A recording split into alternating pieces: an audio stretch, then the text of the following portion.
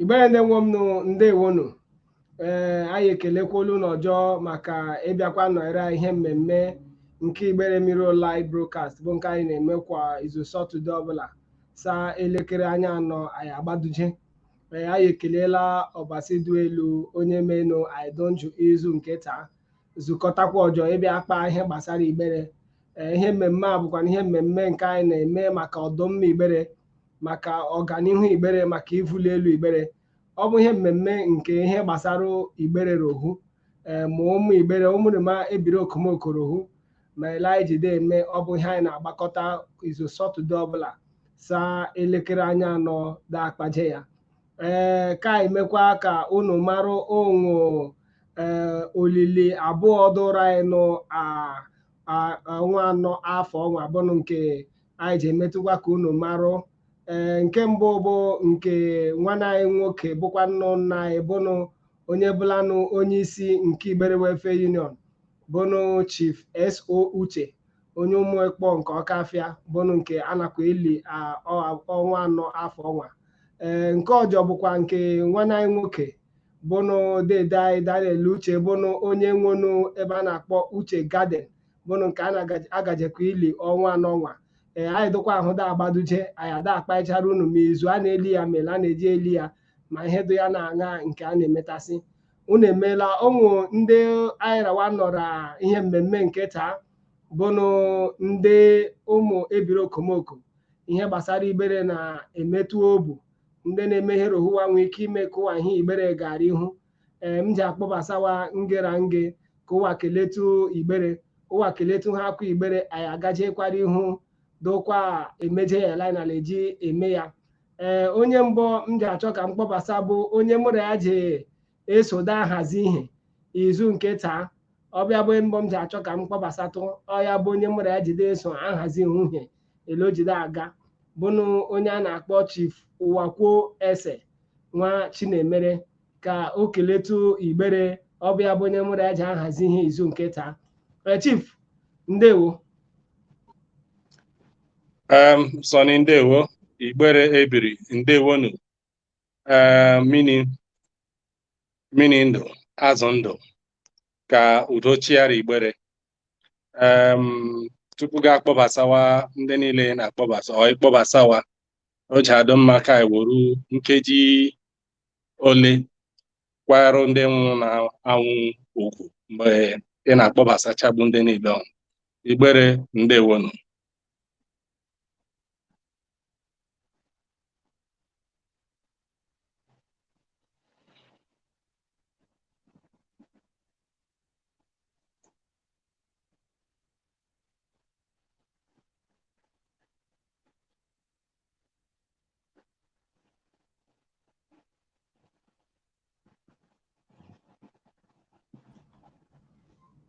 Ka Jehova narụ mkpụrụ obi wa ra ndokwa afa Jizọs. Amen. Amen. Ka anyị ga-akwara ihu mkpọbasa nna ya ukwu bụnụ Chief Agụ yu Agụ ka o keletu Igbere. Chief, biko keletu Igbere. Ndị Igbere ndewonu ka Oshimiri ndewo sir. Miko Oshimiri ndewo sir. Kasa ndewo Chief. Onye ọjọọ m gaje kpọbasakwa ka o keletu Igbere bụ Reverend Francis Okechukwu ka o keletu Igbere. Reverend, keletu Igbere. Igbere mma mmanụ wụ Igbere mụanụ azụa na awụ ndewo ebia injinia. Tupu m akpọbasa Barrister Mrs. Ngozi Ekoma, tupu m akpọbasa ya ka m ji akpọbasa ya ikpeazụ ele ọ bụ ya nwere ike kelezie ihe Igbere ekelezi. Tupu m akpọbasa ya ka m kpọbasa nwanne anyị nwoke Daniel Igwo Chukwu ka o keletu Igbere. Keletu Igbere. Igbere ndewonu. Ndewo. Kanu Igwe Uche kpọsazi ya Igwe Uche Daniel Igwe Uche so m ji asị ka ndewo biko ọ na-eche ịmụgharị m ọjọọ amụghala m Igwe bịa ndewo sa ndewo m ji asị ka ihe dum a ji akpata ka ọ bụrụ maka ndewo sa ebịa ndewo ka anyị kpọbasakwa Adauku dị n'ọha mma ọ bụkwa na ya ji enyekwa ohere ya ekelezi anyị ekelezi bụrụ barista Mrs. Ngozi Ekoma ka anyị kpọbasa ya o meele gba biko keletu Igbere ndewo nuwo ndewo isi ka m kelezi ekelezi amanụ m onwe ọja na-eji ekele ya ma ọ bụ nwe isi ndewo ndewo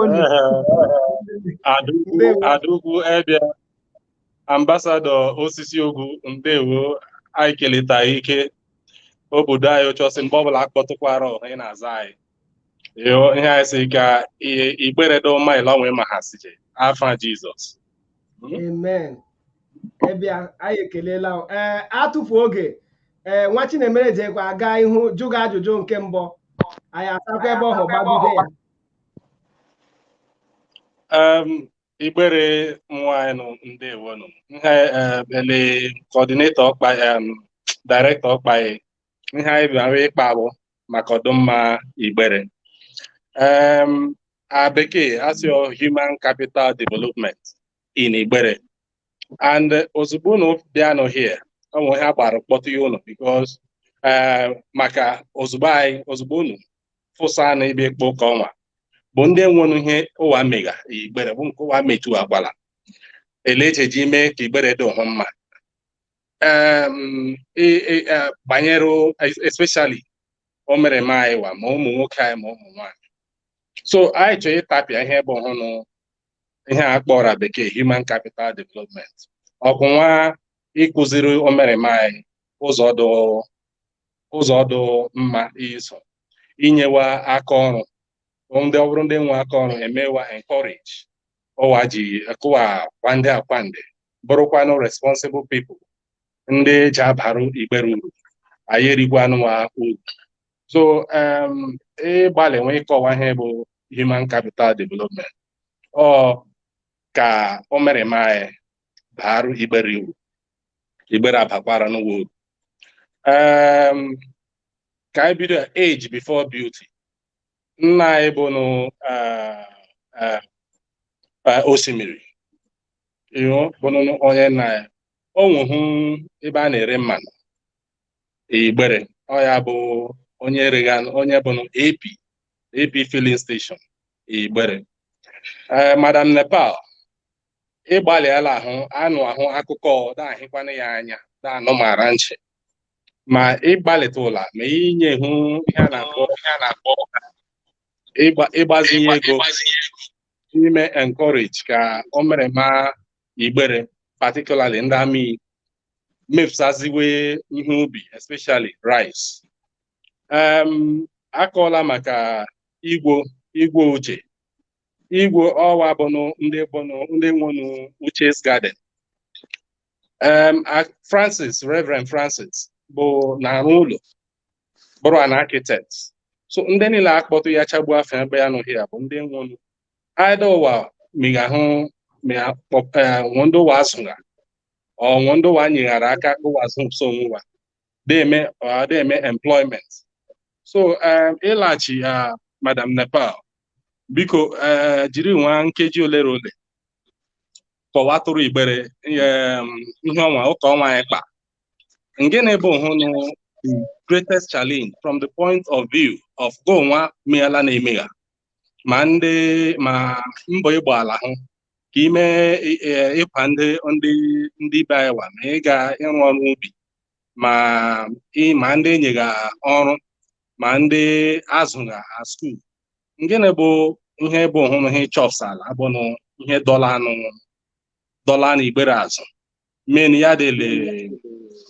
ụmụ anyị wa wee abịa hụ ya ba ndị efọt niile ọnwa ozugbo na omega. Ndewo. Ndewo. Yeah, a topic that is also very close to my heart because yeah, something that I've been involved in one way or the other, trying to encourage to be empowered, and all that. Just to answer your question, but just before I answer your question, I know mgbe a system ndị by empower other people, and that system is what ihe a na-akpọ their apprenticeship system. Ọkwanụ ndị ihe nọ na-akpọ ya ibe mmadụ na-eme ịgafe ụzọ iji ga akpọrọ somebody ga-azụ onye ọ bụ ndị ịkpọnwụ ụzọ, yes. Sorry, pardon me. So this apprenticeship system has been proved to be a way of empowerment and improvement of our human capacity in general. It's been scientifically proven to be very effective. Ile anya ndị Anambra, this is a system that they use, and they have produced so many billionaires just using this system. Coming back home, ndị nke anyị, one of the things, just to answer your question, that that we are not able to follow through or a challenge to this system, but willingness to learn. Everybody go today. Everybody gets rich quick syndrome. And we all know that before a tree blossoms, on a vugoduzo dies, germinates, it takes time. So ndaye more patience to go through the process of this apprenticeship anymore. Once one any small thing, they get carried away and they lose track and they lose focus. So for us to, this is talking about skill, wealth transfer, and even education. So when I'm saying apprenticeship now, let me sum it up in all manner of learning. Let me not, that in this environment, I know a lot of, youth, in school and looking for a job. But then, still, this apprenticeship system is one way of tackling it, it may tackle unemployment. But our people seem not to be, who I do focus. Everybody, the now. Nobody's thinking about the future. Everybody, the now. I remember many years ago, a friend of mine, jump by university. So all of a sudden I hear me. I hear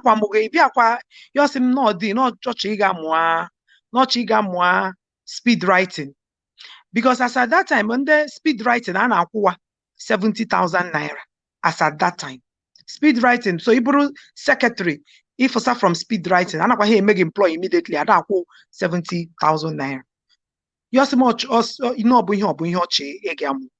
Nsia, Sindele Ijeji, Chimu, Iburu Madu secretary, come each amu, Kaborogo was secretary. So you see the mama that told you was 70,000. I want 70,000, but I was very ambitious. I wanted to go to school. I wanted to learn. In my head, was like, oh, I can't mama to be a secretary, that more secretary. So our people want patience to just go follow through the process and learn. I think that is the greatest challenge I want.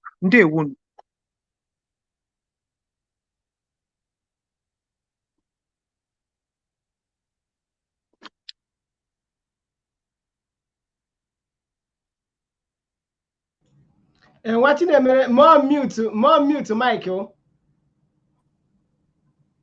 Madam Nepal, I ekele now.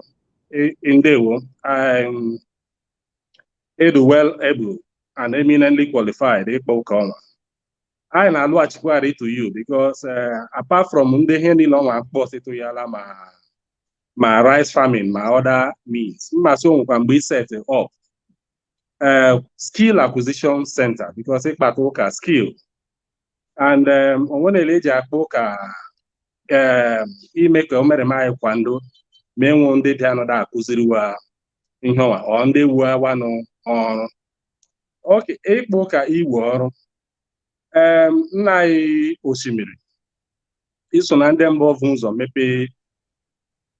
mepe filling station inwehu filling station Igbere AB to be precise ndị ahụ ihe bụ ka ndị Igbere ụwa ahụ ọrụ station gọọmenti ụwa na ha abịa ise day ma ndị because it need too much educational qualification iji abụ maybe pump attendant also ọrụ ahụ inye ndị Igbere ọrụ station gọọmenti ndị inyekwala na-enye ndị elụwa jide akpa agwa ụwa mee ahụ nke ka e grow the business ka ọkwa ahụ ka erie ya rida ndewo osimiri ndị Igbere ndewo nọ nkeleta Ngozi Ekomike o jikwa hụ hama ya kwụ ntụlu isi ndị anyị nwụọ mgbamobu and another this get rich quick syndrome ihe m na-akpọ ya bụ ihe emekasịrị na ebe atọ nwa bụ nye a na-akpọ ego mbute ya bụ get rich quick syndrome ego mbute a ka evukwara ya ahụ ugboro anọ ị nakwa na ama ndị ihe ala ahịa ị ka ama mmiri dum ụwa agwụla gwurusi ebe ụwa anọ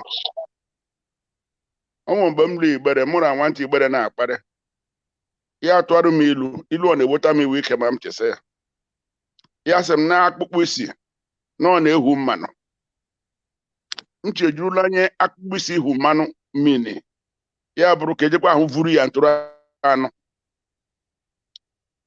ndị ibe anyị enwe mgbamobu ịrụrụ mmadụ ọrụ ele Ngozi kpaịtụ ma skill acquisition yes but ịbịakwanụ bịa ma inwe skill mmadụ bịa gworo rụwa ọrụ so rụwarị ya ọrụ ihe bụrụ plan inwe bụ ka esi akpa ebe ọba nke ị ga-amara Amerịka ọnwụ ndị ibe asị ikpe dutu ike ọnwụ ndị nọkwa ahụ n'ụwa aga ọrụ ya bụrụ is either 8 to 12 job ọ ya bụrụ warụ 9 wagwuru ya azụ ụlọ na-agba moto na-azụ ụmụremawa and we do dedicated to that job but ile Igbere do ọdụ ọ na-ewu m ewu nwantị Igbere sa ebe ọsọ ya lụrụ ikpe ya bụ Igbere ya bụ emepe ibe a na-eme bred ihe emekwa ahụ bụ ezu asa bred ya mechie ụwalụ ụmụ ndị ga na ebe a na-ere bred wanara ebe ụwa bụrụ Igbere walụọ nwamị wee mee ihe ọbụla na-eme mmadụ na-eme ị na-ezu onye osi ka ọ daa ịzụ ọda ị nwekwa ihe ịrụa ọnwụhụ onye na-eme mmiri ọka afịa alụkasịa mmiri yọ ndị mmadụ bịa kwele Igbere ha dụ a na-evusara ya mmiri evusara a nọdụ Igbere evusara ya bred mụ nwa nọnụ filling station onye mbọ mmetụfu employ msara ya bajuru ya mgbe ike adụ ya kwa ụgwọ ụlọ ndusa ya Igbere ya arụwanụ m ọrụ ya arụwanụ mie m ọnụ fish pond azụ ụlọ m nwụ 4 stream fish pond mie m ti ya over 6,000 fishlings. It was literally killed.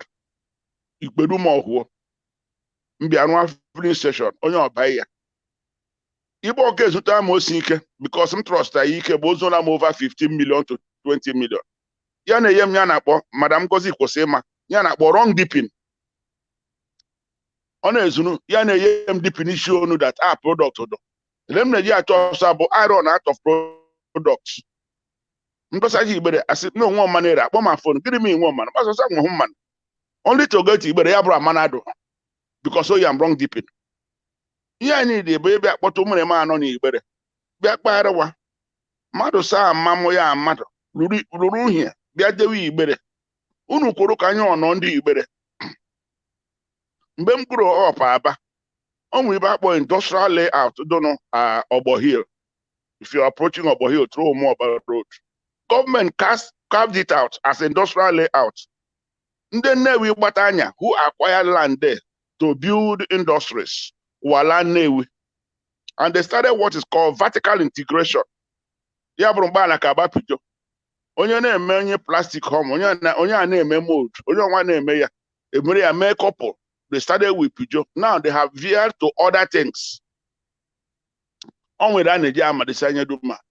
Yeah, Posibia, Amada de Jibia Zuman and Maesawa. Obu Madudum, Nano factory. Obu Madudum, name bread. Onye name bread, Posimu, Onye Anoria, a baker. Hello, Wadi Doro. Obu Madudum Nabu millionaire. But if we can do comfortable, Ghana and Romadoro. Ghana Ridua of Nazomo, but God who dedicated to be in a journal. Make sure, because this one, I am number one. So, overall orientation, probably whatever, a little Jimmy, whoever man that Maru go sign Igbere, call on the let it strive. If not, Omobodo, I told me, compare the Kamat on Omoboda Maron, Kubenda, Medewe Joe Wire. I be GPO Levant, US Vuzobia. Before Mbouakabi Omo, Vuzobia, because that was a slave center. But because of the ladies, one day GPO Levant, my US in those days also, they abandoned that place. Like, even in darkness up to now. Other towns have developed. So, I be a man able to say, Yezu, or don't, Oguramolo. Oh my God, Cassidy. Nde Osimiri, imela ekele doro and ekele doro Chineke. While on the background, Reverend Francis, you are able architect, right? And in a haru ulo, they may endojo. Jukpaitali Igbere hemeni, omere mai ma umumokai ma umumwani. Ọkarwa mụwa jeje gba bet Naija ma palm 1 from 10 that esi ndị kpọ ọrụ siwa inwe project eji eme ihe na ụwa bịa ka ụnụ rụọ ya together. So nge na-eme ihe mee n'ụwa jide agbarụ this kind of situation ọrụ ọnwa preferring to go to bet Naija or Duwama enwe ihe ndị challenges ị na-enwe ịchọsa ndị eji enyere gị aka ịrụpụta ọrụ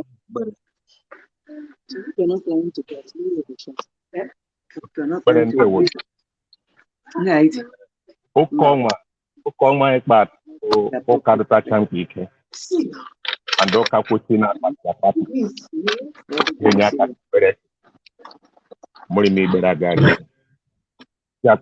from the point of view of onye nọ n'Igbere bụ ebe nwa m nọ na-akpa ya ụka bụ Igbere nwunye Igbere na-arụ ọrụ Igbere ihe a Madam Nepal kpaghị onwe onye a na-egbofu ya eziokwu ihe a na-ekwu Osimiri kpaghị bụ eziokwu but the worst part of it bụ a majority of the people youth anyị nwe Igbere ebe a adụghalarị dị ịrụ ọrụ ụwa achọrọ ịrụ ọrụ their mentality bụ ya bụrụ ịsa Aba bịa makwa na-esa Lagos makwa na-esa ala bekee daisa ụwa hiụ their mindset bụ that ị kwesịrị izụwa mma iwe aṅụa makwa ga yetuwe okpo ma izụwa mma ya makwa yetuwe okpo ọhụ nwere ede iji kpụwa aka arụ ọrụ ga egwuru okpo ya bawa aka arụ ọrụ wee gwuru okpo jewe mgbe ụfọdụ wee ga arụ ọrụ mgbe ụfọdụ wa malite ọrụ nwa na-arụgbu ya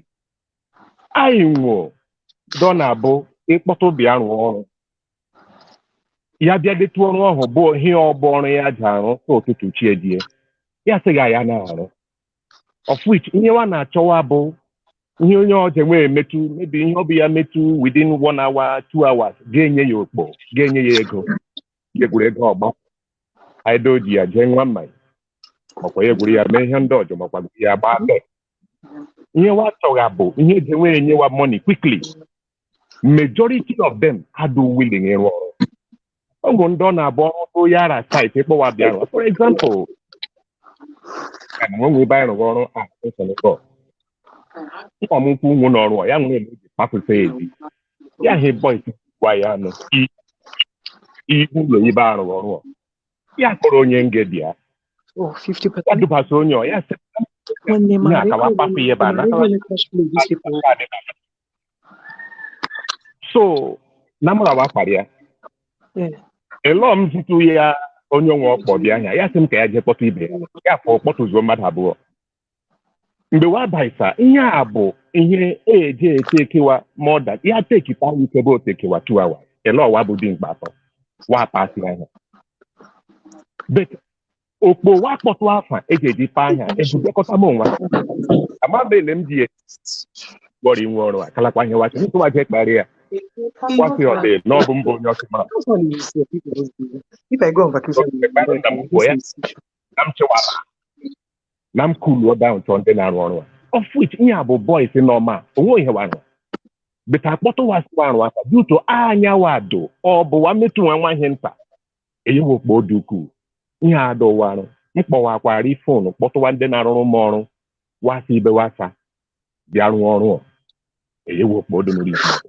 So the problem anyị nke mbụ our young people enwekwa willingness ịmụ ọrụ ịga Igbere gburugburu ndị dumụrụ a na-akọ ọrụ Igbere daarụ sị ya bụ ndị mba ma ndị rụwa welder ma ndị rụwa nụ electrical ma ndị rụwa nụ plumbing majority of them bụ ndị mba and ụwa rụwa ya nwa n'ụdị mba dị eme nke ọma but ụgbọrọ ime Igbere anwekwa willing ka amụ ọrụ ihe ọ bụ nke mbụ our people enwekwa the mindset ịbịa duwa mụ ọrụ.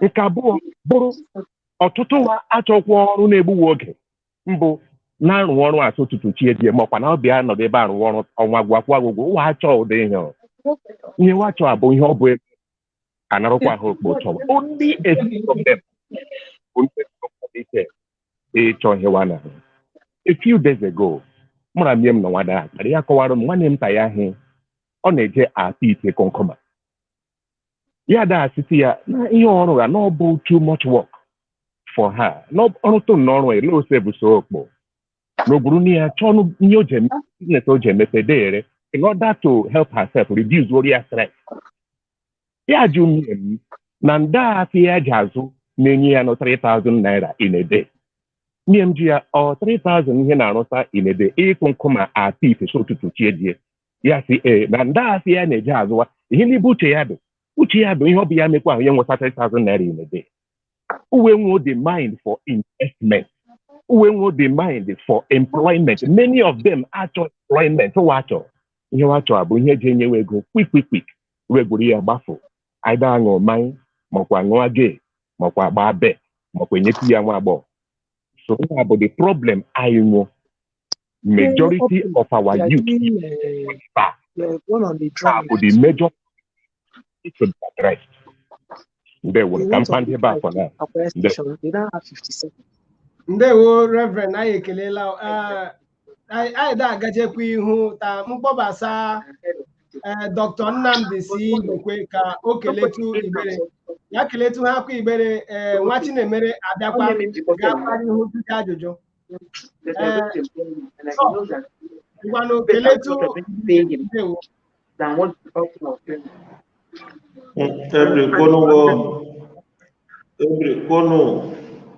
every kozono kelela mmadụ ahụ nọ n'igwe a na-ekwu okwu kelee Sọnị ma ya na ndị ara ya haziri ihe kelee Igbere rowu so na adori Igbere rowu mma afia Jizọs.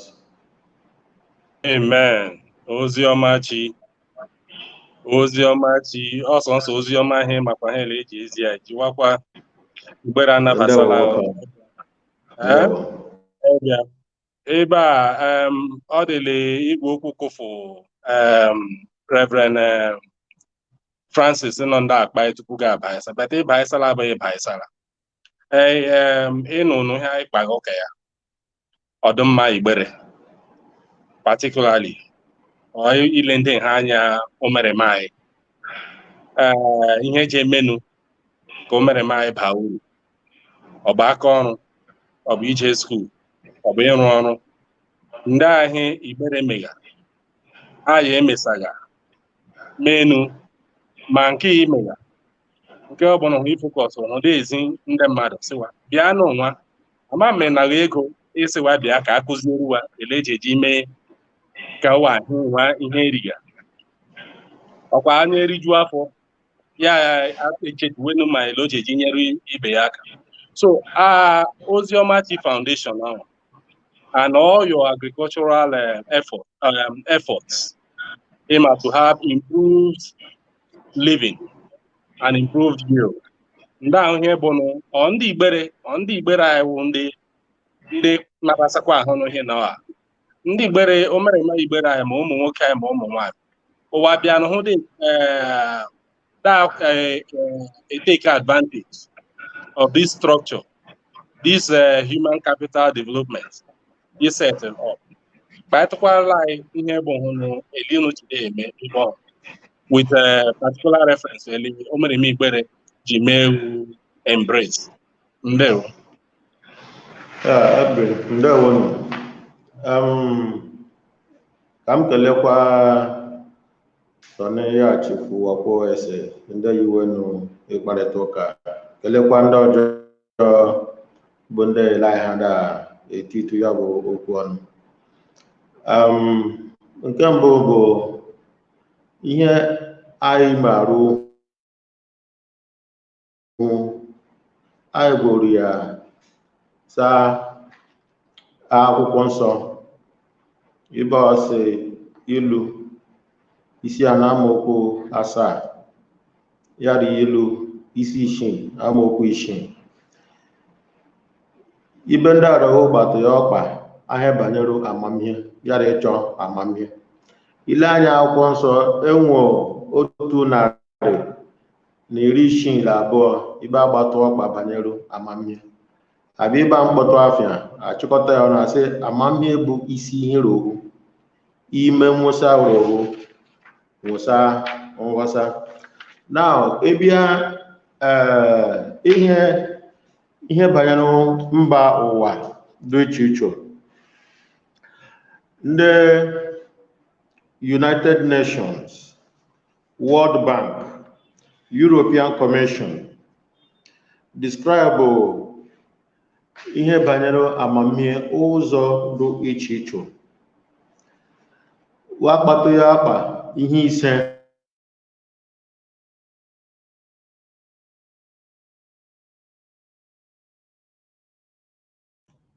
o meela ọba igwe okwu nwa bekee akụfunahekwala ya dụtacha mkpa ike ibe anyị gworo nwa ọbụla dụtacha mkpa ike bụ ụzọ ihe abụọ ibe ọkpawa maka ndị Ifo na ndị Ifo dụtacha mkpa ike ahịa banyere ịgbasa amamihe yara ime ka ndị Ifo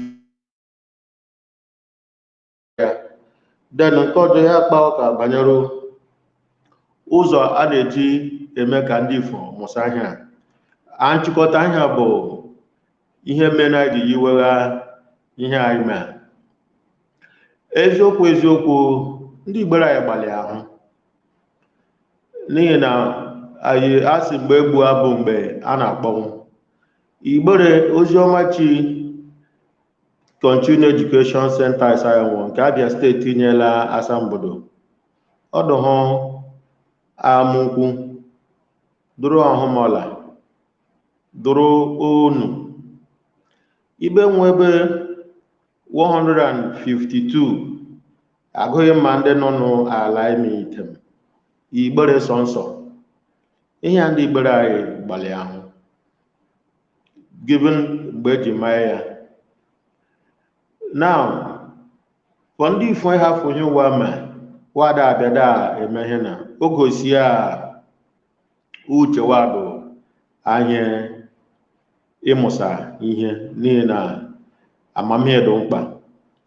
Abịa nke ihe banyere ihe ịkọ ihe ubi, ihe ọka nke m ji asị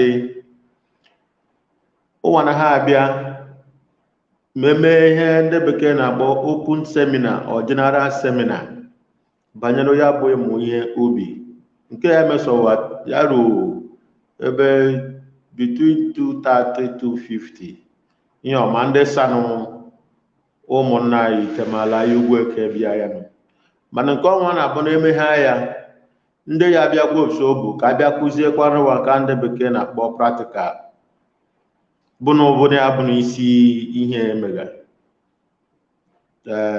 ọnụọgụgụ ya educhaghị afọ n'ihi na ihe ọnụọgụgụ a mkpọtụ 250 ma 203 ịbịa ya bụrụ mmadụ 3 4 maọbụ 5 ndị bịa ya nọ ihe a onye jugha oyegha ihe abụ ihe ọṅụ mana nkwoyi ọ bụ elechi bọga n'ihi na ọ bụrụ ndị na-akpa ka wasọ bụ adị Igbere na-asị ada eji ubi ji ya da akatuje ma lele ndị ọjọọ fụ a da akọwa elewa ji ada erisi uru ga-ahịkwa ọya akpali ndị ọjọọ wa bịa mụtụwa de na akpọwo ka ihe bụ n'ihe obu ịda mba nke ndị bekee na-akpọ disadvantages.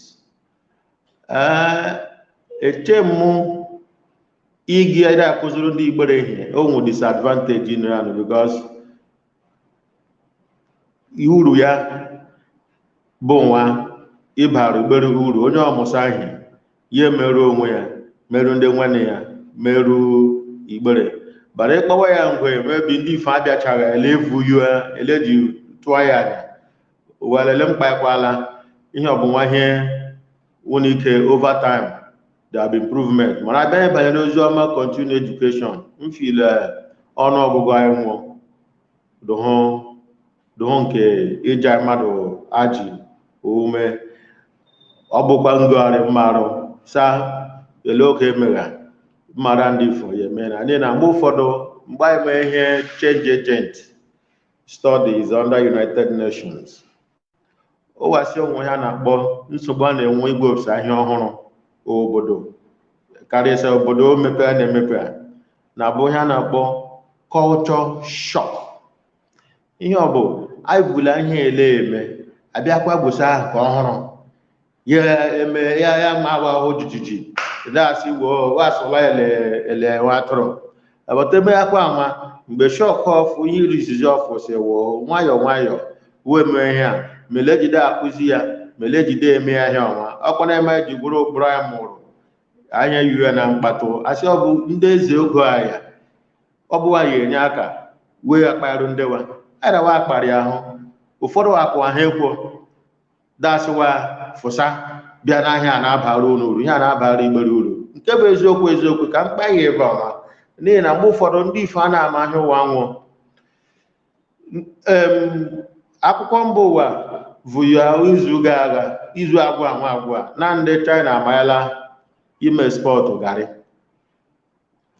den ndị anyị nwụrụ garị nwụ na ala dụ mmiri ji eme garị nwụ na ala dụ mmiri ji eme ihe ubi wadasị wee nwee ọrụ ụfọdụ na-eje ụlọ ụka na-ekpe ekpere si onye nwanyị gọzie m den ụfọdụ wada aja eme iberibe ajụnụ bịakwanụ achọ igboro ọnọdụ obodo ihe ritual killing ma ịgwọ ọgwụ ego which for me ozugbo anyị rụghị ọ bụ nwa ụwa ụgha.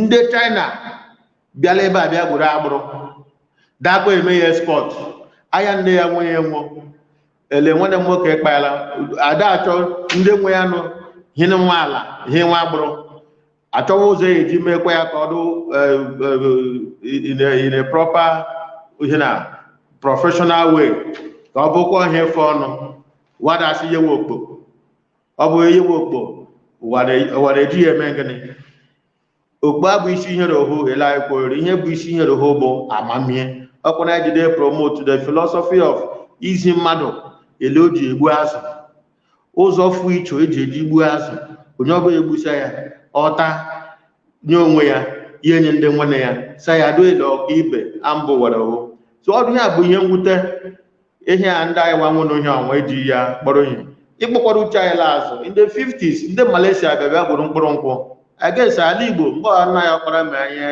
palm produce ya na ọda ụwa bụrụ #1 exporter of palm oil ambụ were o ga-ehe nwa nsogbu anyị bụ enwe ohe ọ bụ ihe ọha enwe equal and exceeding amount of knowledge ji enye aka ya a eji ihe ọnwa anyị mee ya ndị ifo obodo emepe ndị ifo adụele ọka ibe obodo agara ihu ka m ji ndị ebe a ndị ọjọọ kpatụkwa ndị ewonu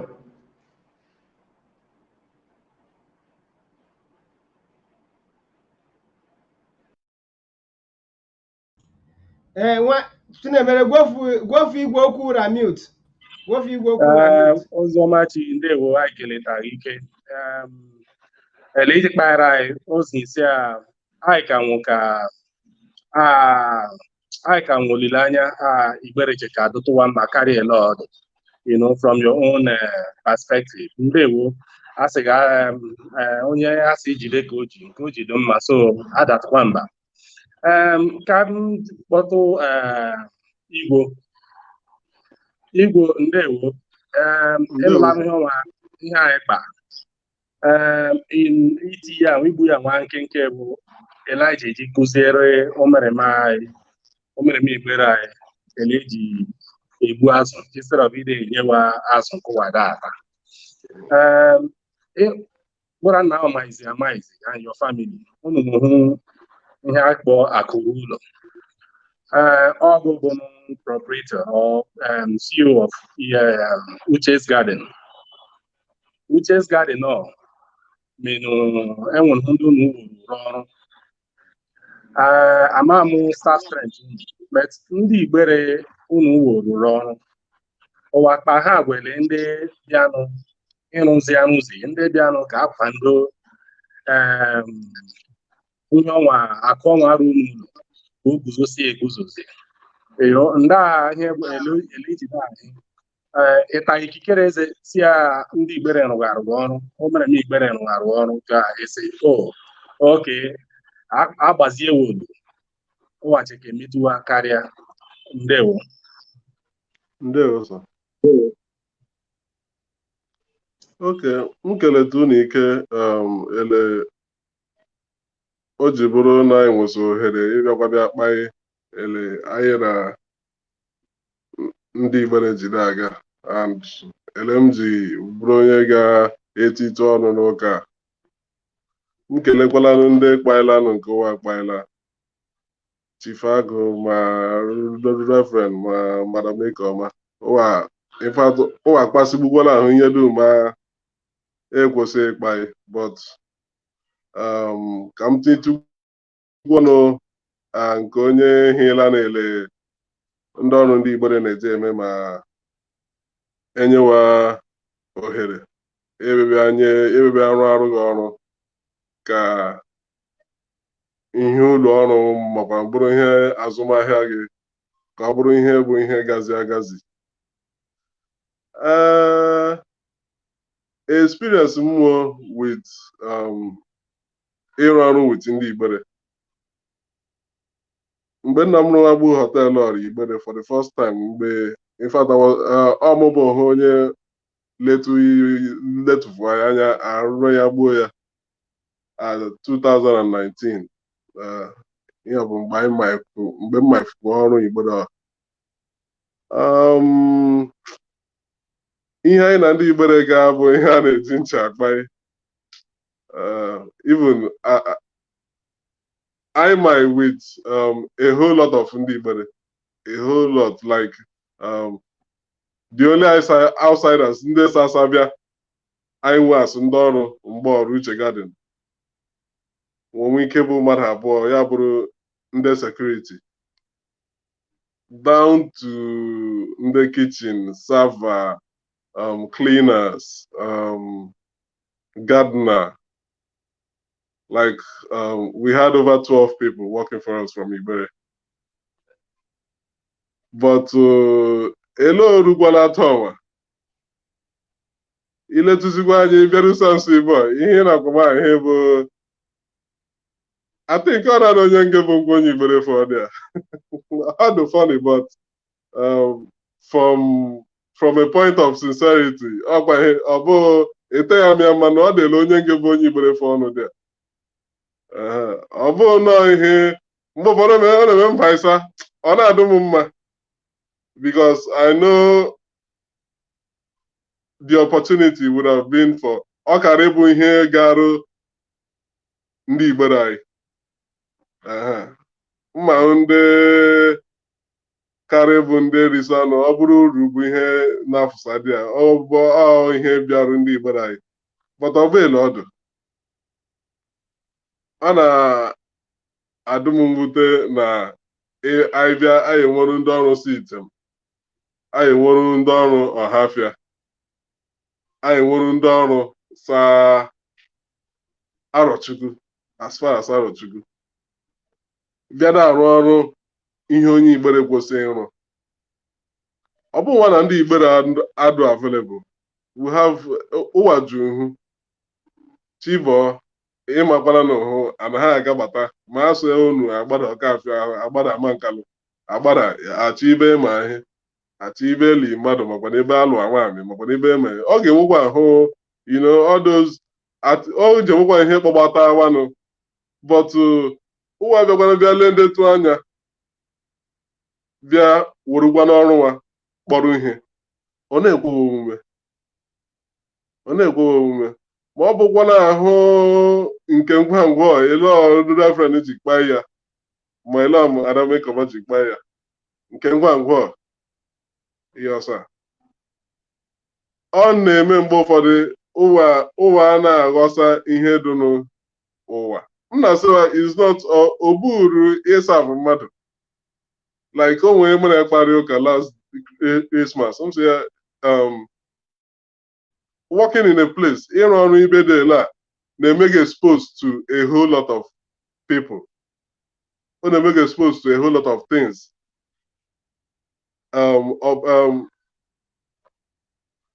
Amamihe o ji enye abụ ma ibe a bụ ibe ọ na-aga kwụsị. Elekwala ndụ gị na evugola obu n'ibe a bụ ibe ị na-eje ndị.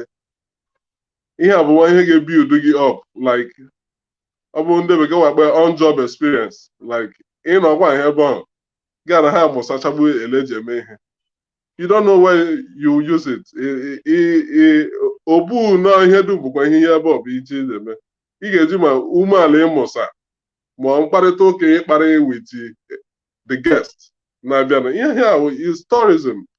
Anyị na-enwesa ndị na-asa ya n'ibe wasa so ọ bụghị ihe eletụbe anyị esa abụọ ndị Igbere naanị ihe a bụ ihe ndị Igbere naanị ndị mmadụ na ha asa mba abịa ibe a so imewezi onwe gị emewezie mmezi onwe gị ememezi ọ bụrụ nwere eme ibe a bịabịa afọsa mmewezi onwe emewezi the opportunity ji emewa exposed to greater things yes ọja emepere ụwa ụzọ ime onye imezi the person a na-asasa onwe ya amarụ mmadụ ga-agbakuruche ọkpụkwa anyị imewezi onwe gị emewezi bụrụ onye na-akwa ya ugwu onwe onye ga-akpọpere mmanya onwe onye ga-ajụ ele ome onwere ị ga-eji klinere mmadụ ihe onwere ị ga-eji sebara mmadụ akpa sefukwara ya akpa onwekwa ele ị ga-eji were obi ụcha mechaa mmadụ ihe the person won't ga-enwe effect on the person's life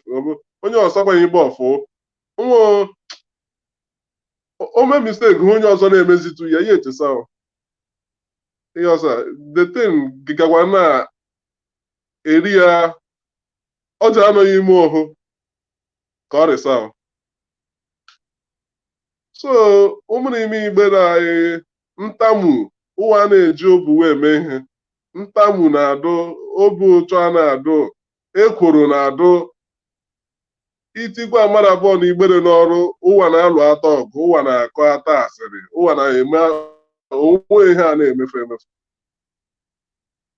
ma ihe ya ma ọ ga-avụrụ ihe ihe mee nke a ihe mee nke a bọtụ ijere nkwuru maka ịga elehusachagbu anya bet ọra ahụ ọ bụ ihe dị mfe ịrụ ọrụ wit ndị Igbere ọ bụtụlarị ihe dị mfe ọ na-ada agbawa obu ịbụrụ ịchọ mgbe ụfọdụ you put your business in the line ka ya bụrụ but a na-adọchagbu mma ịsịkwa ahụ ka imekasị ihe n'iche imezi ndị Igbere ihe the business is already there to serve ndị Igbere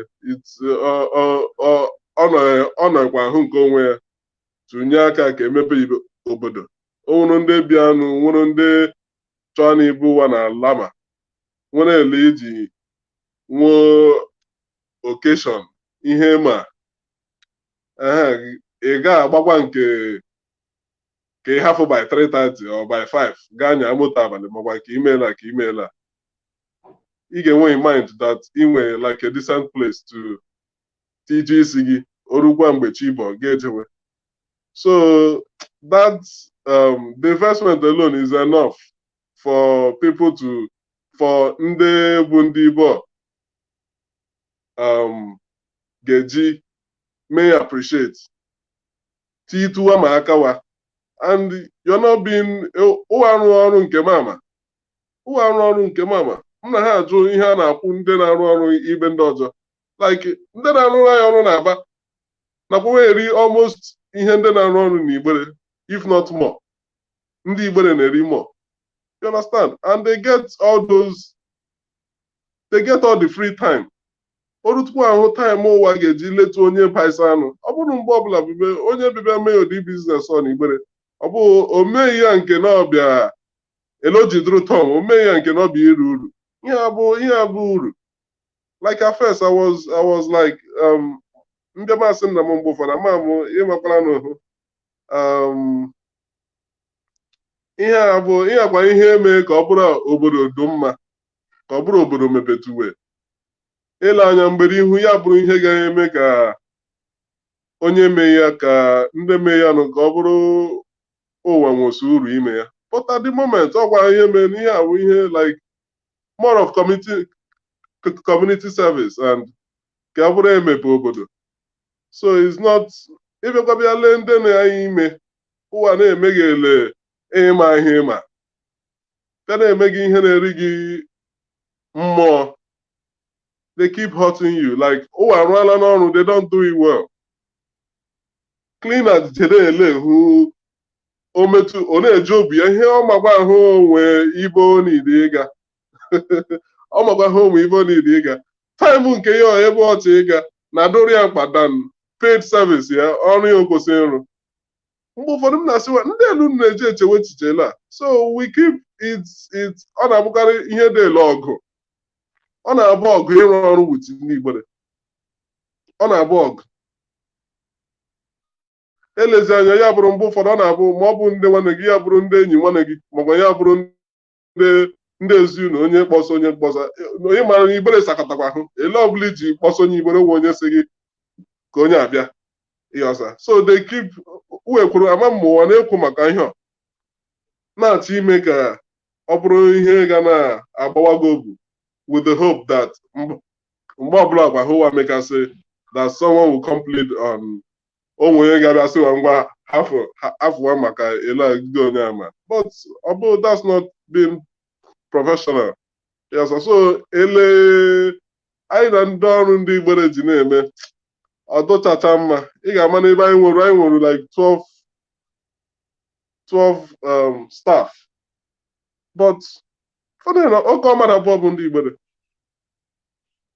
ọ naanị mmadụ abụọ bụ ndị Igbere so it's called ọkwa ihe niile ilebara anya nkeleta unu ikele eji gbasata ụka and nyekwanụ m ohere even though I ri uju tọnwa but nsogbu ahụ ihe a bụ ugwu ndị Igbere a ga-akwatụ kpaye bịa kpasutu eloji dụọ ya obu so m kele for the opportunity so thank you eloji dụ mmanụ ndewo igwo ịnafụ anyị ahịna yes I'm Malisa, Igbere Miro, and Kai Paikwa again, and officially, Igbere Miro, so Kai Pachi, I Riwuju my idea, who was also onye ha metụta ozugbo anyị elekpaghị Igbere bụ nwange anwụkwa ha Eli ji sakọta ya so Eli kele akwa ndị family chief engineer eso uche si ka Chineke narụ mkpụrụ bụ ndị anyị hafụ na hafụ ha ndokwa detisakwa ndị ọzọ ihe a nakwa eli ndị hafụla na hafụ ma smart Okoha and others. So I say biko kaya panel ndị nwa ma Chineke ma ihe niile ndewo Igbo for ihe niile ịkpasigbu elojidu ka mkpọtụ mmalite mkpọbasa Madam Nepal ịlụla ihe niile akpa ha from onye mbọtụ onye abụọ bụ ele o mere m Igbere anyị ji ewe akpazighị agwa and in your opening speech ịkpata ụka orientation nyetụkwana anyị kpọtụrụ anyị afa ibe ndị ihe apprenticeship ma ịgba bọyọ ma inye ite ọnụ ọnwa nọdụ eme nke ọma ndị agbata obi anyị ndị Anambra so Madam Nepal ọ bụrụ ka nọnwa biko elekpatụ maka orientation. Madam Nepal, are you there?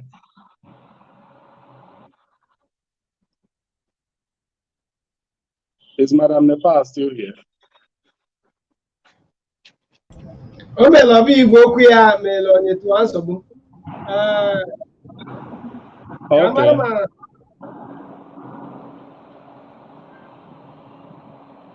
Okay. Okay.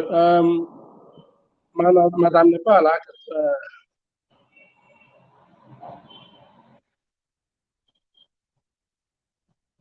so no, bye, sir.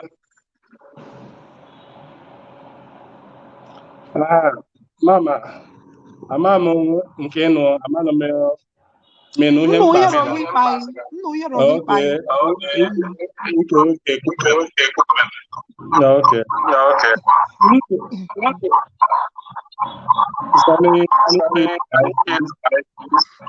Is it?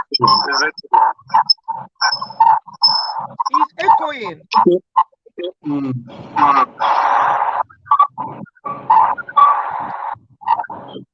Well, can the rest of us kill our mic, you know? Okay.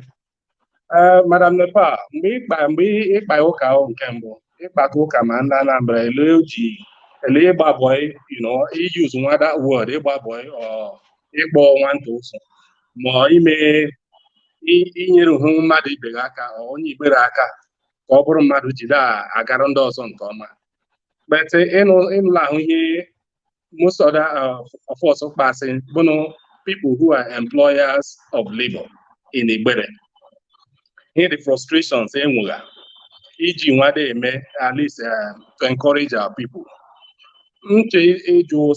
On that, because you are a law, see, change of mindset, orientation. Can you tie this orientation, changing our mindset, the redirecting our thought process to the reward system for define the or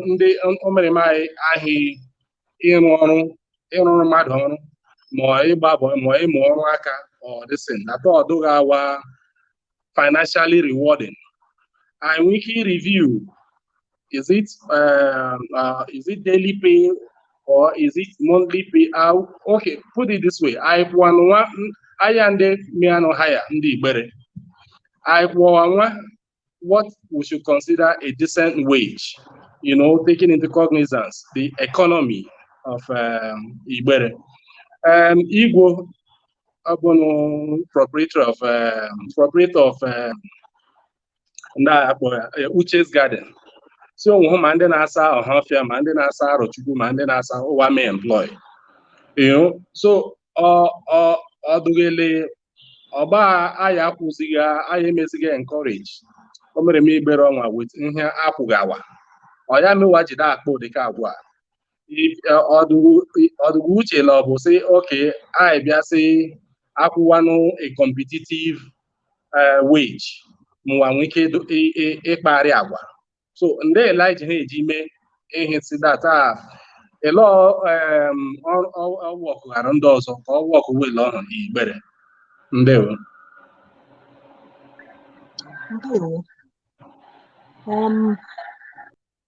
Uche, I can understand your frustration. Sorry, I would just just for you to know that this frustration is real. You know, I can understand your frustration, honestly. Few years back, I started a grant, not a grant, just like a microfinancing thing on 0 interest to farmers. We invested 30 million near different farmers because I thought that any may fertilizer and all those things. Then let them bring in the rice, the garim, or whatever it is. We will repay, or when they sell, they repay. We require the money. You want another set of people just to, to increase the, the activity, farming activity in Noibo. I can tell you that 1 naira from that money, we have not recovered it back. So when you're saying this thing, it might sound like we are not understanding you, but we do understand you. I, in particular, I understand because I'm someone who is very passionate about human capital development. But unfortunately, we are still tweaking and tweaking to see that the best way to do this thing and achieve a result. Back to Chief Sergio. Also, about the reward system. If you're looking at reward system, material reward, that is maybe 50,000 or 100,000 or ndojokwa. Ndanambara, that sort of reward system. What they do, boy, and all that. They don't necessarily pay them any form of salary. That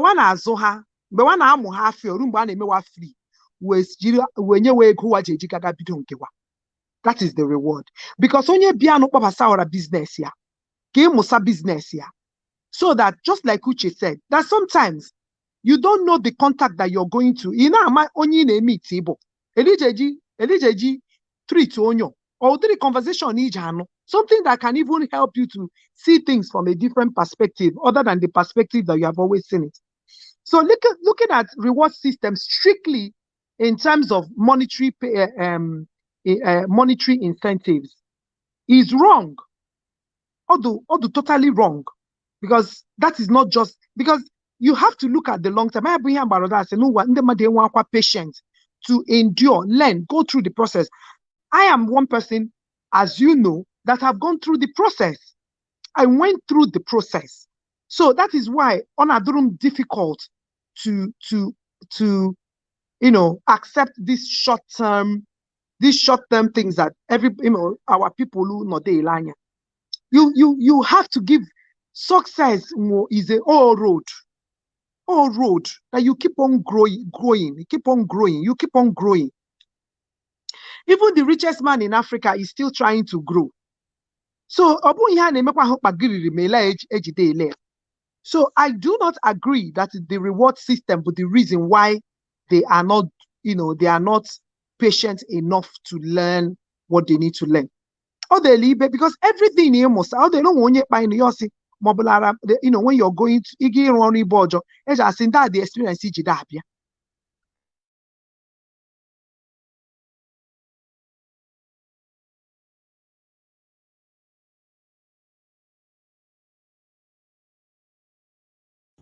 I remember, I don't think maybe they learned how to use an Excel spreadsheet and just learned it. And because of Excel spreadsheet, can make most of my accounting and bookkeeping and recording thing for that business. After I've left the business, went into oil and gas many years, my son came back and started doing another business. And he was having difficulty in doing accounting, doing the account of that particular, because there's so many angles to it. Then your difficulty when they brought it. See what I excel. So this is how to keep it. This is how to filter it. This is how to get this is how to get. And he was in shock. And I told him, I learned it 20-something years ago. That's when my salary was less to nothing. So knowledge, you cannot, it's priceless. It's priceless. And then there you go. What can you use to quantify, the learnings that you can get from the process that you're going through? Process is important. You can't keep what you did or you learn. Either go on and nurture. I don't know if you can't keep it if you don't nurture it, if you don't go through the process, although possible. So I think that going back to the question again that you said, because that is what we are, all of us. This is the question everybody now is asking. Okay, fine. This ugly picture about how I do patient, I do difficult to work with them, and all that. These are so that. First of all, I thank God that almost somebody that came here, Ozichi, that gave us a bit of hope. That means about everybody. I know when we get 1 out of 10, let us get that one. Or because the 1 out of 10, let's get that 1 out of 10. And the way to get this thing is through Igbere Miroma is very, very good. Because Ibe problem that even minister so now that we can identify what the problem is now to start going through a process of reorientation. That's once in a while, not just Zoom, even in communities, gather this youth, also listen to them, and then begin to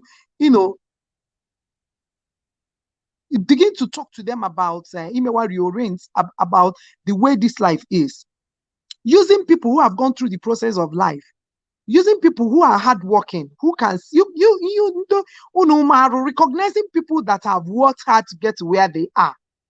People are manu here do tangible. Also, but the person abagale basaya ihe. Nobody aburu block onyo obokwa. The person abugale bosaya ihe.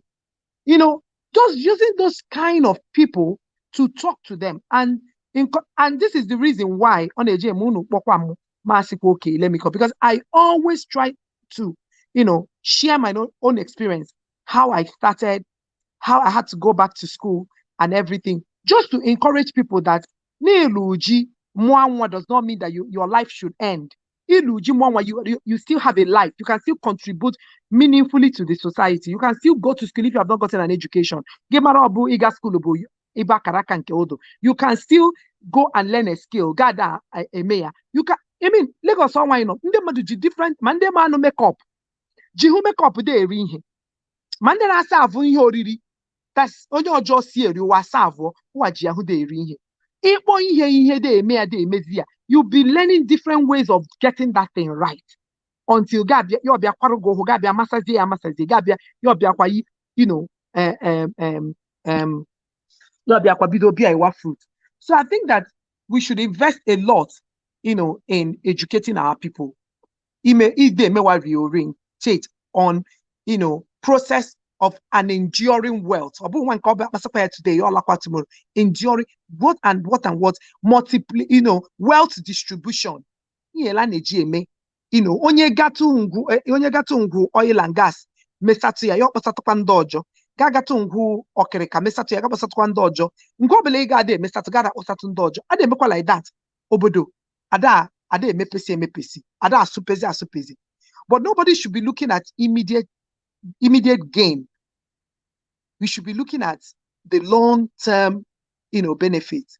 Because in Anambra Bidonu, this thing, now, Harvard Business School is now studying that mode of apprenticeship system and, for wealth distribution and wealth creation.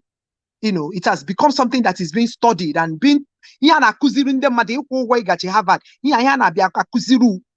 it's just people that we call in that field open illiterate or one video that system, and it has been scientifically proven that all work. But our mindset, because I do already maybe I'm one here, but you can force a horse to go to the stream, but so I think it starts from the mind. We have to begin to change the mindset of our people, starting from to getting it down to the grassroots. So this is my own submission. Thank you.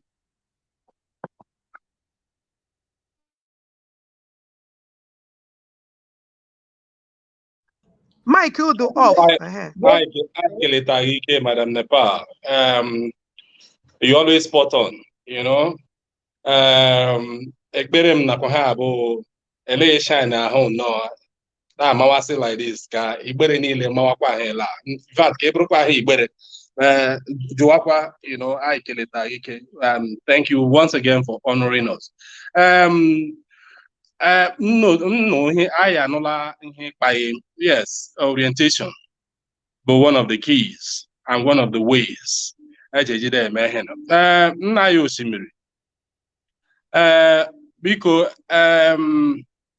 anyị da akpọ ụka orientation ọnwa dụkwa na akpọ ụka qualification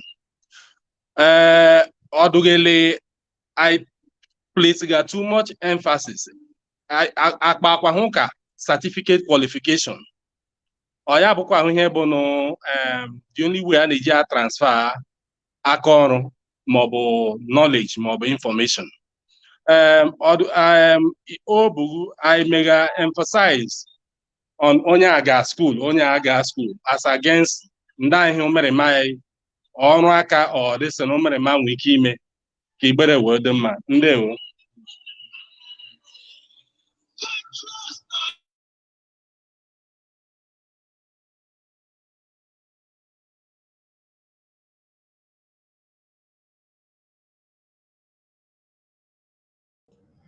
Chief biko gwofu igwe okwu mute. Gwofu tiara mute, ọ nọrọ mute Chief. Chief Osimiri, gwofu igwe okwu mute. Osimiri. Hello Chief. Chief ị nọ anya mkpa ya?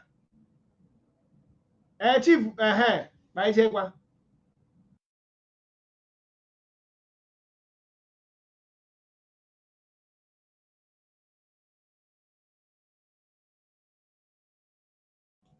O melọba igwe okwu ya mere onye tụwa nsogbu mbụ ọ baikwala ara mute.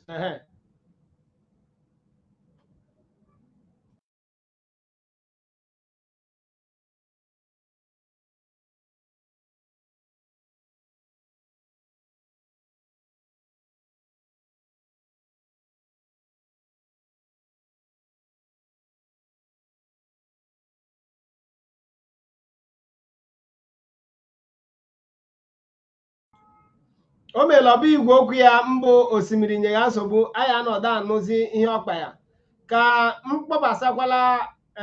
mkpọbasakwala Reverend Francis.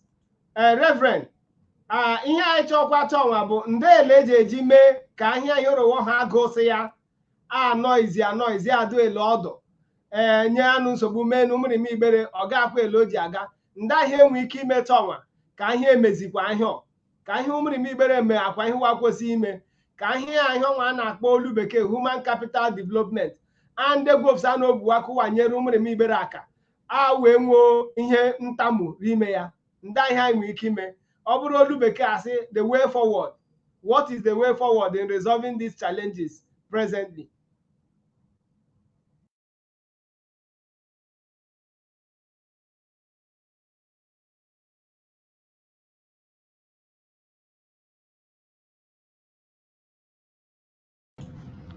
Gwofu igwe okwu mute. Gwofu ya mute.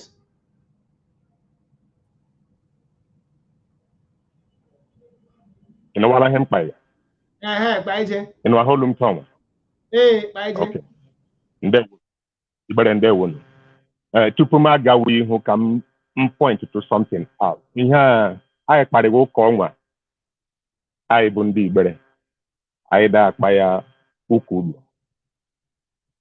elonwa jide akpa ya aya akpakasị ya ndị Igbere rohu akpa nwa banyere ndị emezighị and ngwu emezighị the time nwa ka people ma ndị nọ n'uhu ibe a ma ndị nọ na mba ndị dunu serious and committed to work and deliver.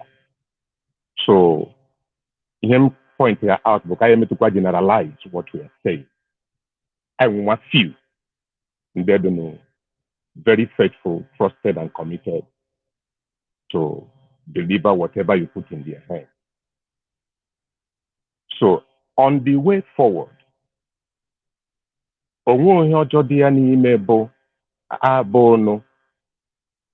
to re-educate our people. Ya bụrụ ọ bụ ihe a na-akụ ekwu asị onye ọbụla pụsa bụrụ ihe a na-akpọ seminar or conference ma ọ bụrụ wajekwu bịa wabịa akọwarụwa ka ndị anyị masa onwe ihe akwụkwọ nsọ na-akpọ little beginning. Akwụkwọ nsọ si do not despise the days of little beginning.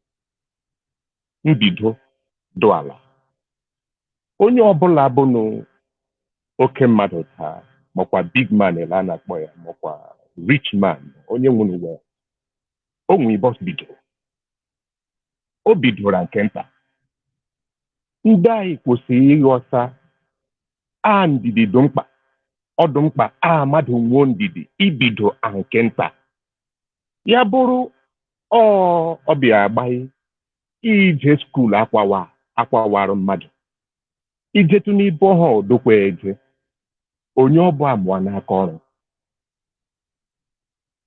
ga-achọ aka ọrụ ị na-amụ onwe aka ọrụ mmadụ mụ nke na-asụ ya ụsụ ka m gworo onwe m mmanya ọrụ a mụrụ ga-atụ ọnwa ejetụgha skuulu bịa chọpụta skuulu enwekwa isi ahịkwa ele eji eje ya ọ bụghị enwe isi akwụkwọ kama ahịkwa ele eji eje ya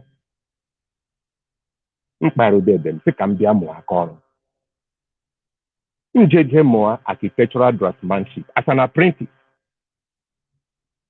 Aba for 3 years mmụha gbuo ya ahị ele eji ebido ọrụ ọnwa mmụ m ga Lagos m jee mụọ afịa zụwa ọkịrịka ihela mmụala aka ọrụ mmụala afịa ihe ọ bụ preparing myself for the future. Azụtaghị afịa baa ma ọrụ ministry menu m ji zawara ebe. Then along the line I saw the need to upgrade myself educationally. Ya mee ihe ọrị mme apprenticeship ya 3 years maka arụtụ njem mee upgrade akwụkwọ ya ego ya akwụkwọ gụakwa ya gụa. Now 35 years after me graduate as an apprentice architectural draftsman 35 years after bibe m lụghachikwa bịa rụọ ọrụ a full time bụ na ele amụrụ ya son.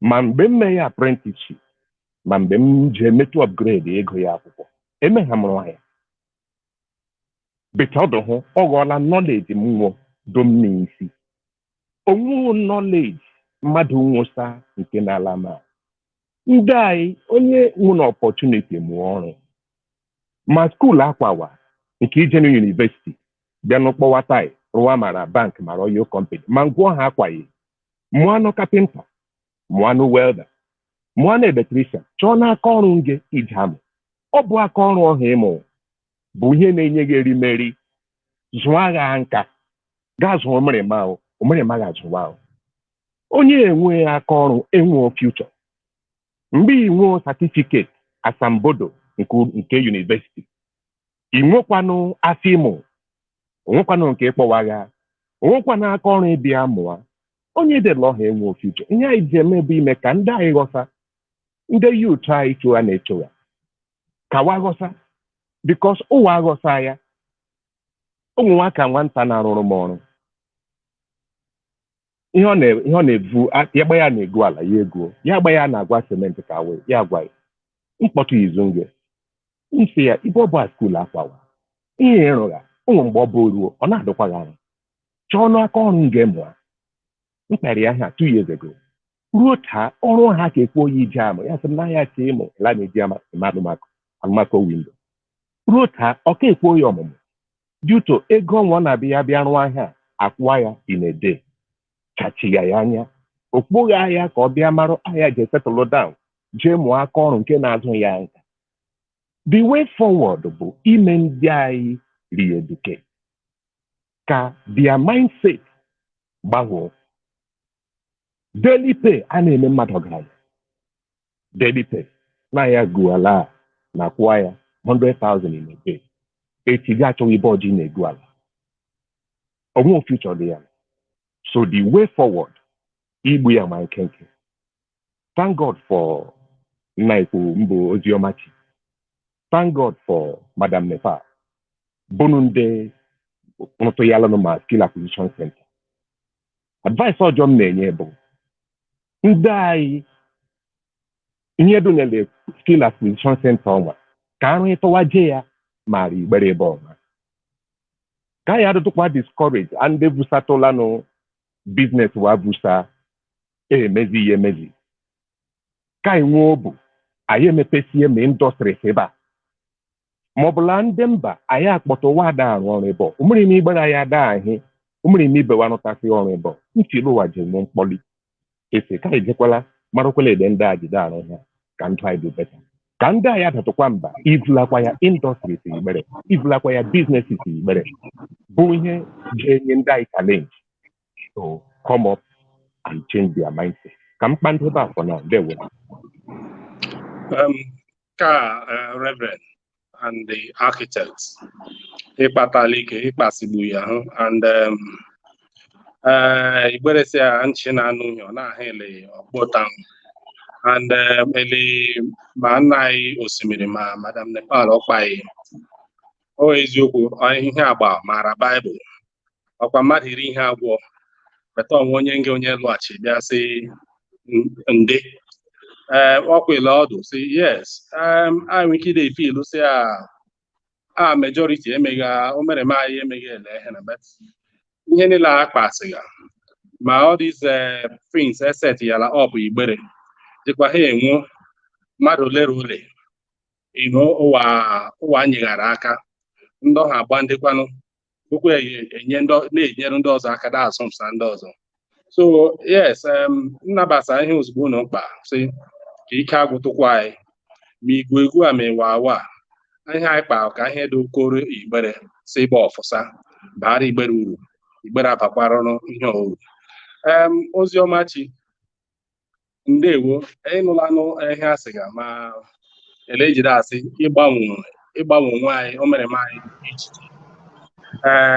Anyị abịakwara ndị aghọsa mgbe a kpagha ịkụziri o mere m anyị eleji egbu azụ. Ọ bụkwa ahụ nsị elejikwa anya ịga skuulu nke bekee mgbe onye mụwa n'aka ọrụ ma mgbe onye mmadụ mụwa aka ọrụ ihe ọcha bụ edukeshọn. Mgbe mmadụ zụrụ afịa ihe ọcha bụ ọ zụrụ akwa onwe ya da-azụ edukeshọn because da-azụkwa onwe ya edukeshọn. Ihe m tinye ịjụ ma in all your foundations ihe niile unu mega ma nke skuulu ma nke ihe ubi mgbe ahụ ka ọ na-eme mmepegasị onye dị nnọọ azụpụsala ya mmadụ and unu zụpụsa onye ọhụrụ maọbụ adult education maọbụ ahịa ubi onwere na-eji ewu iruwa ịkwadoba ụwa malisa nkewa ndewo. Yeah, one metallic one.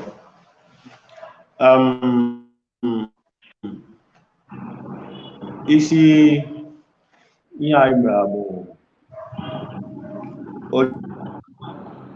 onye mmụsa jeje kwasịrị ngwa ọbụla na-akwasị n'ihi na